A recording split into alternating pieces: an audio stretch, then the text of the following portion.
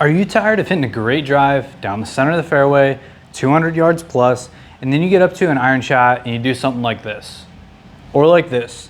And it's costing you shots out on the golf course. You're not making that contact that you see all the tour pros do. It's costing you so many shots out on the golf course and you're losing to your buddies.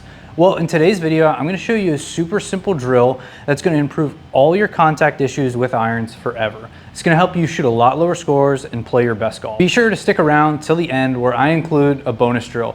I always include one of these for you guys, and this one is really, really good and a great visual to help you with all your contact issues out on the golf course.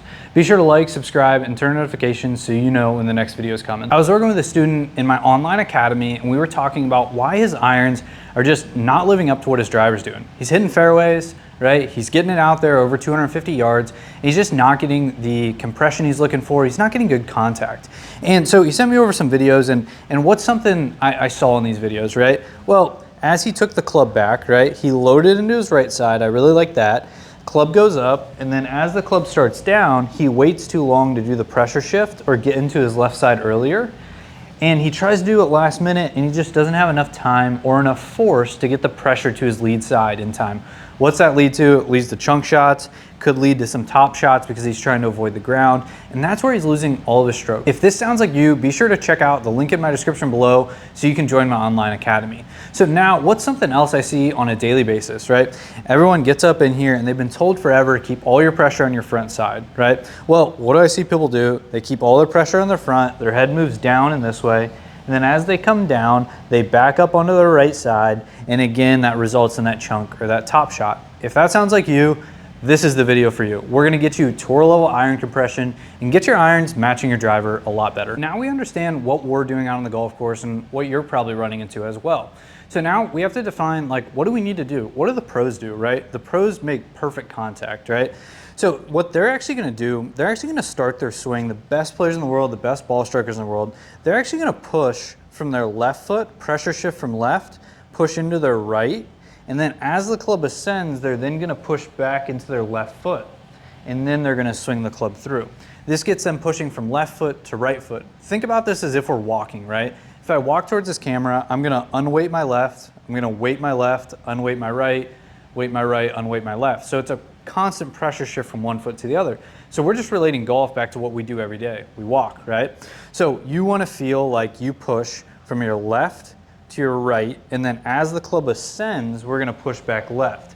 What do people always get wrong in this? As the club ascends, right, they stay back on the right, they complete their backswing, and then the club starts down, and then they try to pressure shift. It's too late. We have to get you to your left side much, much earlier. And for you to properly understand the pressure shift, you need to pick up a pressure plate. I use the pressure plate by WhyGolf. It has the included power wedge on it, which I'll get into that a little bit later. This is the best training aid on the market. I'll be honest, if I had to make a top 5 of best training aids anyone needs in their game, number 1 is probably a pressure plate.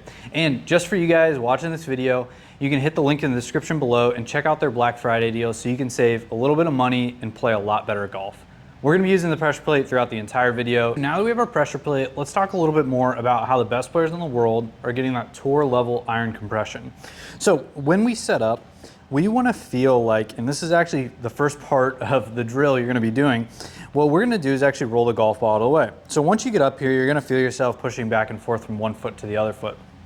What we wanna actually feel like we do, I want you to start with the club in this position. So this is step 1. So this is teaching us to start with pressure on our left, and then we're gonna push back to our right. So you're gonna start with your pressure left. As the club swings back, we're gonna feel like we push into that right foot as the club swings back. I tell a lot of my junior players, I want them to feel like there's a bug under their foot and they're gonna squish it, right? So they start here, as the club swings back, they're gonna push down or pressure shift into their right. And then as the club is ascending, we wanna feel like we take our belt buckle and our pelvis and feel like we push or squash that bug left, and then that's what pulls the arms down. So having an understanding for honestly how the downswing occurs, right? It's from the pressure shift, right? The downswing doesn't occur from you pulling this handle down.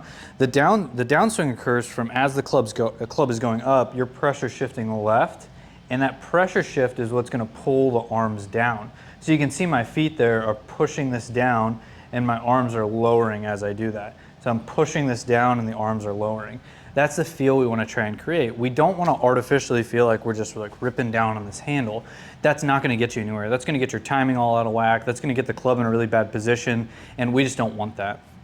So again, step one of this drill is we want to get set up. We want to feel like we push forward to start. As the club swings back, we're going to push down on that right as if we're squashing a bug. As the club then ascends, we're then going to push down into our left side and then allow the arms to drop and swing through. So again, it's just like I'm walking, right? So I'm going to pick up one foot, I'm going to unweight the other, I'm going to weight that foot, I'm going to unweight the other. So it's just this constant back and forth motion. One of my favorite ways, if you're having trouble with this, is just get set up, take the club, and just start making like little baby swings back and forth. But these swings, I'm doing this by just rocking my feet and pressure shifting back and forth. And then that momentum I'm creating is swinging the club. And then yes, eventually I do need to add some arm lift to it, but I just want to feel like I start small, right? And I push from one foot to the other foot and I'm just rocking back and forth. And then I'm going to add some arm lift, and then I'm just going to keep pushing from one foot to the other foot, just swinging back and forth, right? This is also going to get you in a really good rhythm, right? Which is going to lead to better contact. And having the pressure plate board is going to show you, right, that you're pushing from one foot to the other. You get that feedback as you're going back and forth. That's why this is one of the best training aids anybody should pick up. It's on my top 5. You should definitely pick it up just so you can get a feel for it and you can elevate your game. Now as we roll into phase 2 of this drill, so phase 1, right, was we start here and we feel like we push back into our right foot as the club comes back. Step 2 is going to be pushing left early in the golf swing. I've already kind of told you, but I ask a lot of my students, in person or online students, that when do you feel like you need to kind of push back into your left foot? What's all of their answer? Well, at the top of the backswing. No, you need to start pushing much earlier. There's a great video of Tiger Woods, which I'll display on the screen here, and you can actually see as that club is moving up, you're going to start to see his pelvis and his sternum move this way, and his hands are almost going to like float up at the top. They're going to float up here. And then once he's completed the pressure shift, then he swings down and through. So he's pushing from one foot to the other foot. And so he's doing that pressure shift super, super early. Everyone, every day, online, in person that I see, they do the pressure shift way, way too late. They may think they're doing it at the top of their swing. Odds are they're doing it when their lead arm's at parallel on the downswing. Way too late, the golf swing happens too fast. There's too many forces being applied. You can't possibly push left. It's just not gonna happen.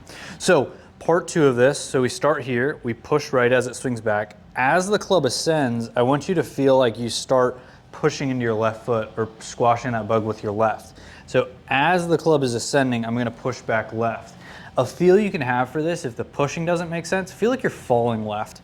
So as I push back and I go up, I'm gonna feel like I fall this way, and that's gonna get my pressure going this way. This is why the pressure plate's so important, because you can actually feel this motion of me going this way and falling this way.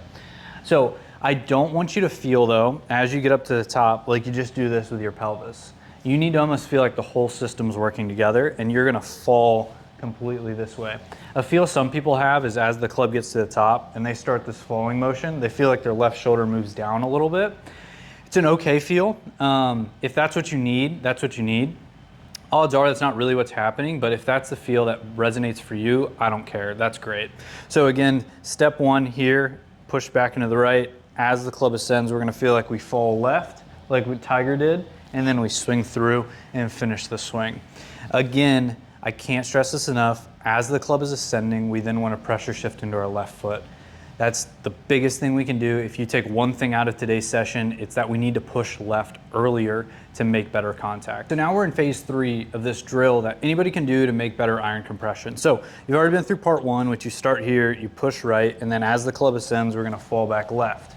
Now we have to talk about like completing the swing, right? So maybe you do fall left as the club comes down, but then maybe you still back up, right? Super simple, fun way to think about this, right, is imagine there's a wall here on my left. So on my left side, there's a wall. I want you to feel like as you complete this pressure shift back left, and as the club swings down, you're going to break through that brick wall. You should feel like all of your momentum's taking you this way. You don't want to feel like it's falling back this way. So again, if there's a brick wall there, as the club goes up, I push left. As my arms come down, I then break through. Even as you're practicing this, if you take a step forward, that's totally fine. That shows us you broke through the wall. That's the feel we want to get. We need all of our momentum moving towards the target.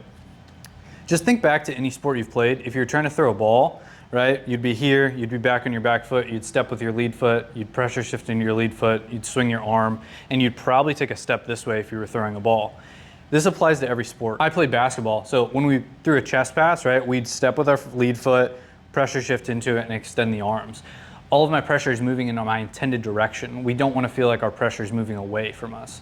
So again, we want to feel like we start here, we feel like we swing the club back, pressure shift into our right. As the club goes up, we fall left, and then as we come down, we break through that wall.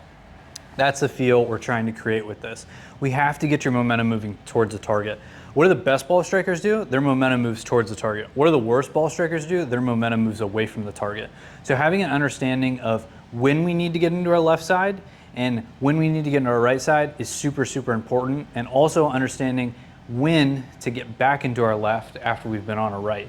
That's incredibly important in this entire. I always include a little bonus for you guys. So the bonus drill is actually incorporating this power wedge that comes with the pressure plate by WhyGolf. Right, so what do you want to feel with this pressure plate? So my foot is slightly turned in because of the power wedge. So my pressure is more on the inside of my foot. So I want you to feel like as you're falling left, you want to feel like you get all the pressure off that power wedge.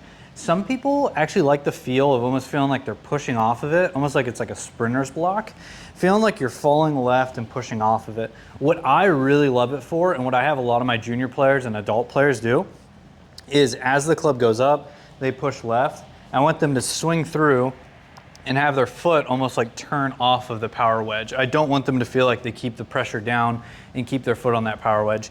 Even if your foot just comes up slightly, that's totally fine. But I'd like to see it turn all the way through where we get the back of our foot pointed back at that down the line camera. So again, this kind of bonus drill, and it's included with the pressure plate, which is awesome. So I push left phase 1, push right phase 2. As the club goes up, I push back left, and then I'm gonna break through the wall and turn my foot completely off the power wedge. This is gonna get you more power moving towards the target. It's gonna get your momentum moving that way and help you make a lot better contact and pick up a lot of distance out on the golf course. Thank you for watching today's video. You should have gotten a better understanding and a great drill for you to become a tour level ball striker out on the golf course and help you play your best golf.